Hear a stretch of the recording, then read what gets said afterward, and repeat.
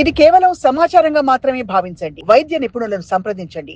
అంటే టిపికలీ మనకి antioxidant rich foods are good ఇవన్నీ అంటే వెనక్కి బయటకు వెళ్ళిపోతాయి. అంటే cancer is a very big huge big deal to fight. But uh psychological feeling అయితే ఉంటుందండి. సో పేషెంట్స్‌కి ఎడ్యుకేషన్ అనేది ఇంపార్టెంట్. సో ఒక హార్ట్ పేషెంట్‌కి ఏ డయట్ కావాలి, ఒబెసిటీ ఉన్న పేషెంట్‌కి ఏ డయట్ కావాలి, క్యాన్సర్ పేషెంట్‌కి ఏ డయట్ కావాలి. ఒబెసిటీ ఉన్న పేషెంట్‌కి క్యాలరీ తక్కువ ఉండాలి, కొంచెం మంచి ప్రోటీన్ ఉండాలి, ఫ్యాట్ తక్కువ ఉండాలి. సో ఆ డయట్‌లో నువ్వు హెల్తీ డయట్ గురించి మాట్లాడుతున్నాం. అదే మనము హార్ట్ పేషెంట్ అనుకోండి, కొలెస్ట్రాల్ తక్కువ ఉండాలి, నువ్వు షుగర్ తినొద్దు, ఫ్యాట్ ఏమీ తినొద్దు, బాగా క్యాలరీ తక్కువ అండ్ యాస్పిరిన్ ఇవన్నీ ఇస్తాం రక్తం పలచబట్టడం కోసం.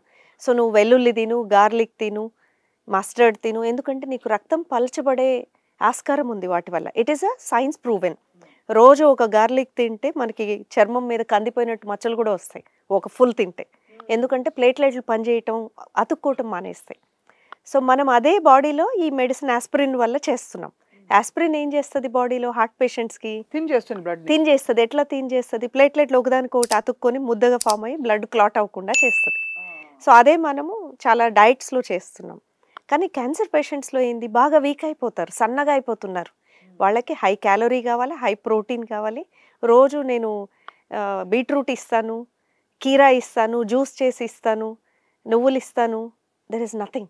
There is no calorie in it, there is no protein, they're emaciated, they're getting worse. ఆ ఫుడ్ తినలేరు కూడా. So what they need is high protein, high calorie diet.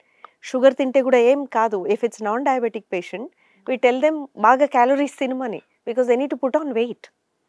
So lot of cancer patients weight loss ఎందుకు అవుతారంటే body ఊరికే కూర్చొని ఉన్న లోపల పరిగెత్తుతున్నట్టు ఉంటుంది. సో షుగర్ ఇండిపెండెంట్గా అంత పెద్ద దారుణమైన భూతం కాదు.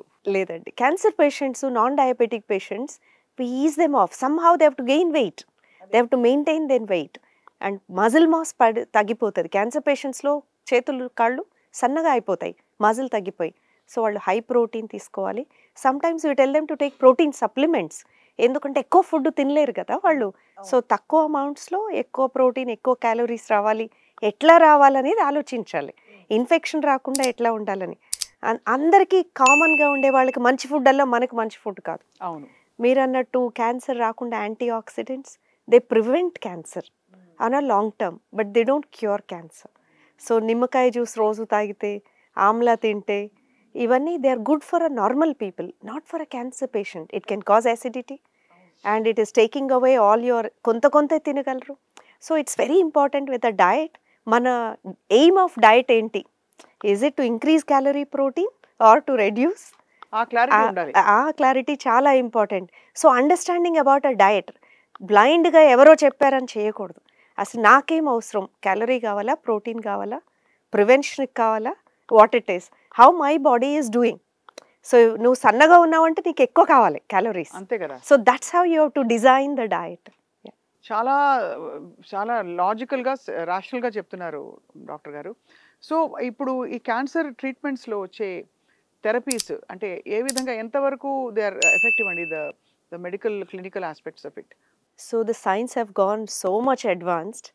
సో ఇప్పుడు మనకి ఒక 10 years బ్యాక్ చూస్తే పేషెంట్ బాగా ఫుల్ వెల్ టు డూ, నాకు డబ్బులు ఉన్నాయి, ఎక్కడికి ప్రపంచంలో ఎక్కడికైనా వెళ్ళి ట్రీట్మెంట్ తీసుకుంటా అంటే, మా దగ్గర ఇది లేదు అక్కడికి వెళ్ళు అని చెప్పేవాళ్ళం.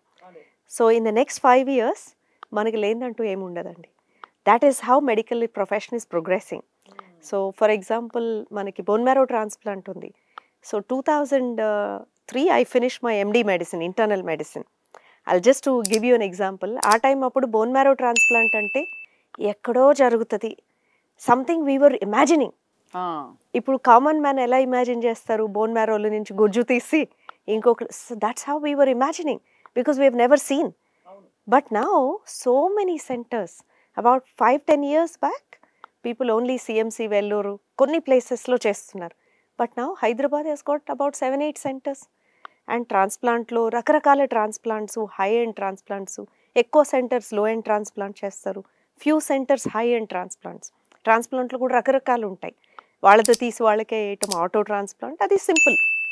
అండ్ ఆలో ట్రాన్స్ప్లాంట్ అంటే బ్రదర్ నుంచి సిస్టర్ నుంచి మ్యాచ్ అయితే చేయటం. బేసిక్గా బ్లడ్ ఎక్కించినట్టే ఉంటుంది బోన్ మ్యారో ట్రాన్స్ప్లాంట్ అంటే బోన్ మ్యారో స్టెమ్ సెల్స్ని బయటకి కొన్ని ఇంజెక్షన్స్ ఇచ్చి వాటిని మూవ్ చేసి బయటకి డయాలసిస్ లాంటి మెషిన్ మీద పెట్టి అవి కలెక్ట్ చేస్తాం.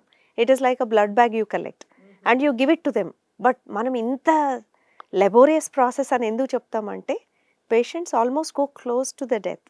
So it's a very stringent process. దాంట్లో మనం పేషెంట్ నడిచి వచ్చిన వాళ్ళు చనిపోవచ్చు. అందుకనే చాలా మెటిక్యులస్గా చేయాలి ఒక్కొక్క పద్ధతి. Bone marrow transplant. Bone marrow transplant it appears very simple, ఏముంది బ్లడ్ తీసి ఇచ్చేయటమే కదా అని. సో పేషెంట్ని ప్రిపేర్ చేయాలి. వేరే వాళ్ళు తీస్తే తీసుకోదు కదా బాడీ. మనం సరిగ్గా ప్రిపేర్ చేయలేదు అనుకోండి, మనం ఇచ్చింది బాడీ రిజెక్ట్ చేసి తనే రికవర్ అవుతుంది. సో అప్పుడు తెలియదు. సో ఎలా డోనర్ తీసుకున్నారా లేదా అని. ఇప్పుడు కిడ్నీ ట్రాన్స్ప్లాంట్ ఉందనుకోండి, కిడ్నీ ఫెయిల్ అయింది, కిడ్నీ ఇచ్చాము, కిడ్నీ పనిచేస్తుంది.